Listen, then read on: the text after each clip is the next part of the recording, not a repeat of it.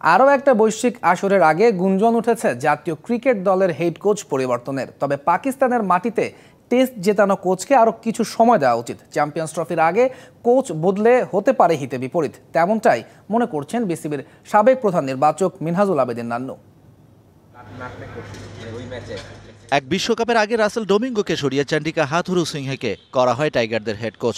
সেই বিশ্বকাপে টাইগারদের চরম ব্যর্থতার তদন্ত রিপোর্ট এখনও পড়ে আছে বিসিবির হিমঘরে, দেখেনি আলোর মুখ। তখনকার প্রধান নির্বাচক মিনহাজুল আবেদিন নান্নুর পর্যবেক্ষণও রয়েছে সেই প্রতিবেদনে।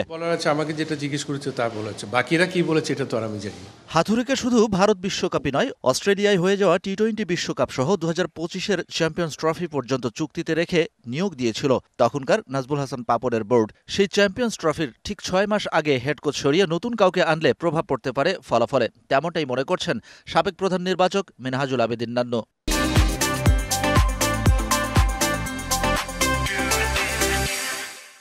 একটা প্ল্যানেই কিন্তু 1 বছর ধরে দল আগাচ্ছিল, তো সে ওই সময়টা চেঞ্জ করে একটা ডিফিকাল্ট হয়ে গেছে। তারপরে আমি জানি না এখন বোর্ডের সিদ্ধান্ত, যেহেতু এটা মিলে সভাপতির সাথে সিদ্ধান্ত গ্রহণ করবে। তো টেস্ট স্ট্যাটাস পাবার 2 যুগ পরেও বৈশ্বিক আসরে বাংলাদেশ দলের নেই সাফল্য।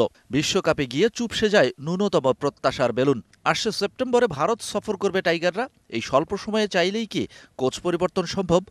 এটা ডিফিকাল্ট বলা, কারণ কে কোচিংয়ে আসতে চায়, বাংলাদেশে কোচিং করাতে চায়, কোন ফরমান প্লেয়ার আসতে চায়, এটা ডিফিকাল্ট। এটা টোটালি ডিপেন্ড করবে যে যখন ওয়েবসাইটে যাবে, কোচদের আগ্রহটা দেখবে, ঠিক তখন বলতে পারবেন যে কার আগ্রহটা আছে। এই মুহূর্তে বলা মুশকিল, কারণ আগে দেখেন যে পাকিস্তান সিরিজের পরে কি হয়। ইতিহাসে প্রথমবার পাকিস্তানের মাটিতে টেস্ট জয়ের পর যে দলটাকে চ্যাম্পিয়ন্স ট্রফির জন্য তৈরি করছেন হাথুরু, সেই কোচকে আরও কিছু সময় দেওয়া দরকার বলে মনে করছেন নান্নু। কে জানে, বিসিবিতে পরিবর্তন আসার মতোই হাথুরুতেই দুর্দান্ত হয়ে উঠতে পারে team Tigers. Shahan Papon, DBC news, Dhaka.